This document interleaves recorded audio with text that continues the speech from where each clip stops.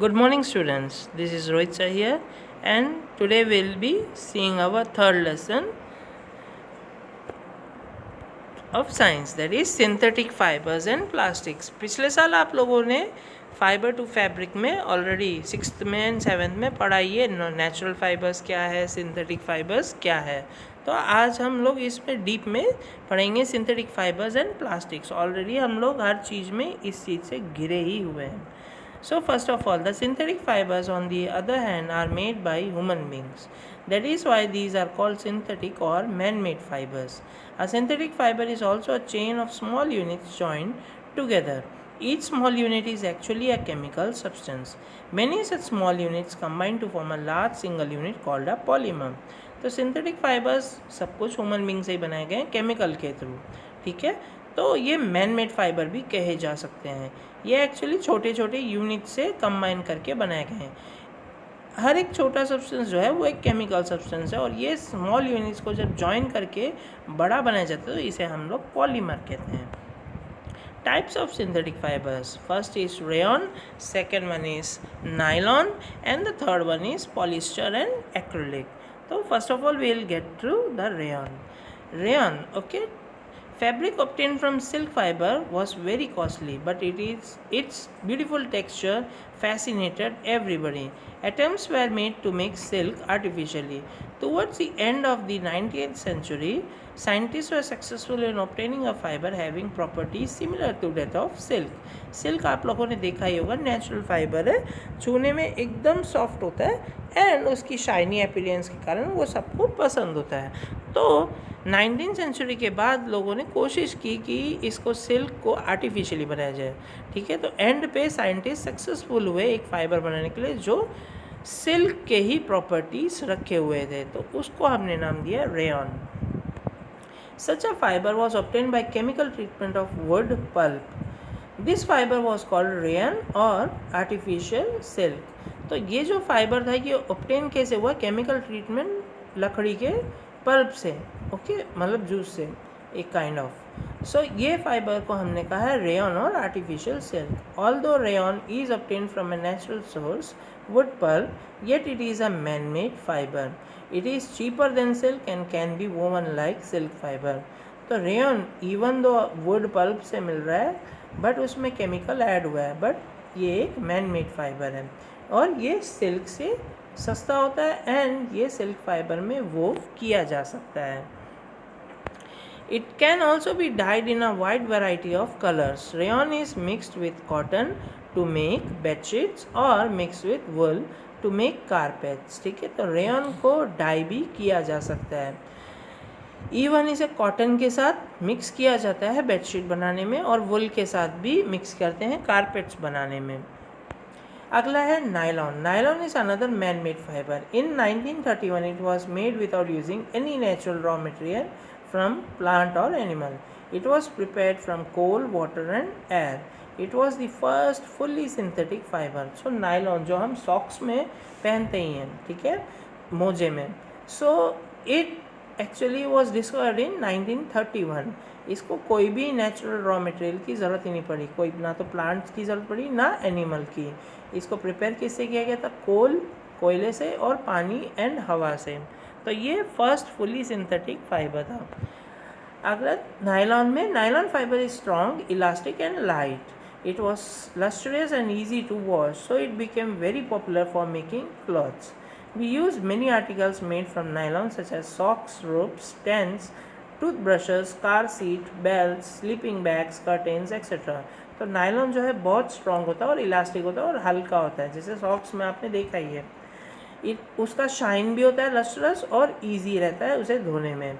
सो इसको कई क्लॉथ्स बनाने में यूज़ किया गया है. हम इसमें से कई आर्टिकल अपने सॉक्स में यूज़ करते हैं, धागों में यूज़ करते हैं, रोप में, ठीक है, जो कपड़े जिसके ऊपर सुखाए जाते हैं, टेंट में, टूथब्रश के ऊपर जो ब्रिसल्स बनी है वो नायलॉन की है, कार का सीट बेल्ट नायलॉन का है, स्लीपिंग बैग आप जो हवा भर के जिसको तकिया बनाते हैं ट्रैवल के टाइम पे, दैट इज़ अगेन नायलॉन, और कर्टेन्स जो पर्दे हैं.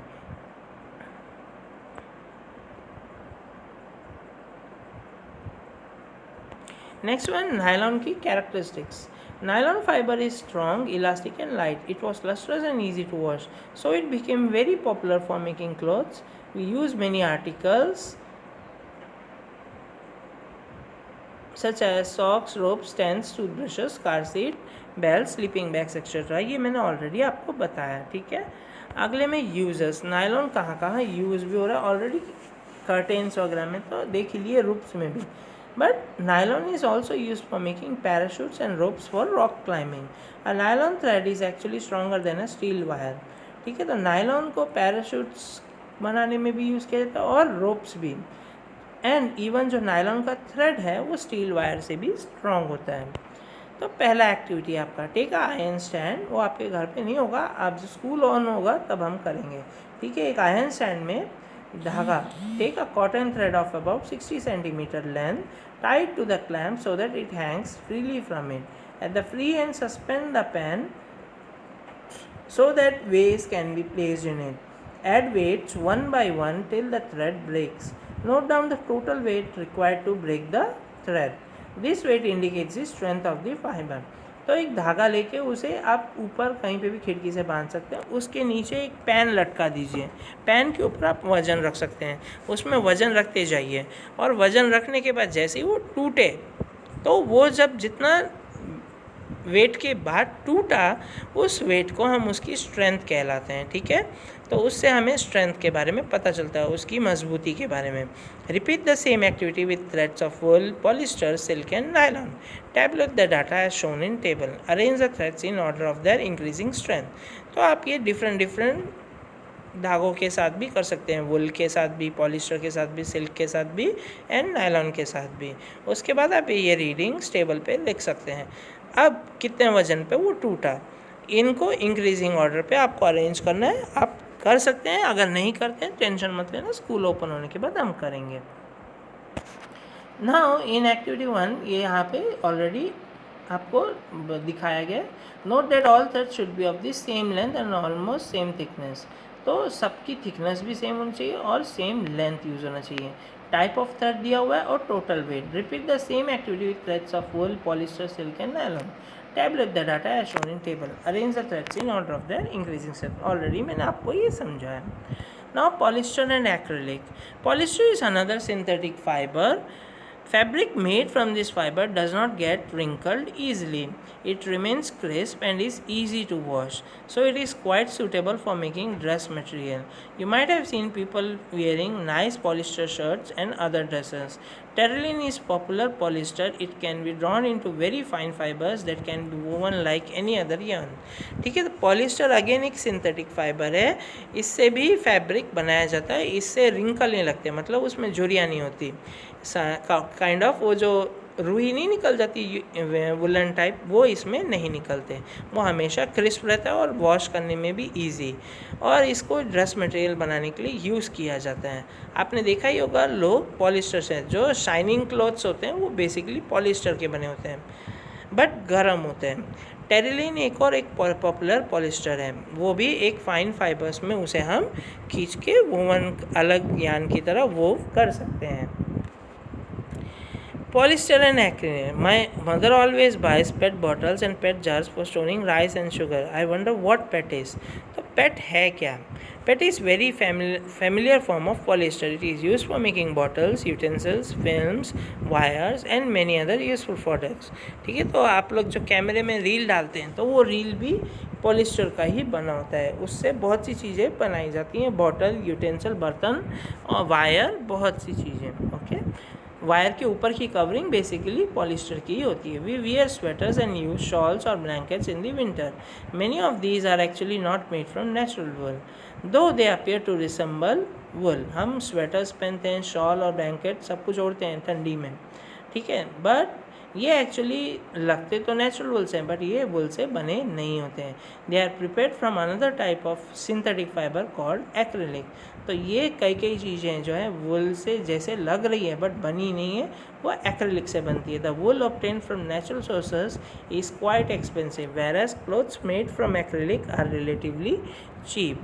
तो जो वुल हम लोग मार्केट से लेते हैं वो एक्चुअली बहुत कॉस्टली होता है, तो ये जो एक्रिलिक से बनते हैं वो चीप होते हैं। polyester and acrylic, they are available in a variety of colors. Synthetic fibers are more durable and affordable, which makes them more popular than natural fibers. तो ये variety of colors, ये ज़्यादा कलर में मिलते हैं rather than natural, और ये जल्दी टूटते नहीं हैं, इसके कारण ये नेचुरल फाइबर्स से ज़्यादा पॉपुलर होते हैं। होप जो भी मैंने आपको अभी पढ़ाया है सिंथेटिक फाइबर्स के बारे में आपको समझ में आएगा। अगर कोई भी डाउट है तो स्कूल ओपन होने के बाद क्लियर करेंगे।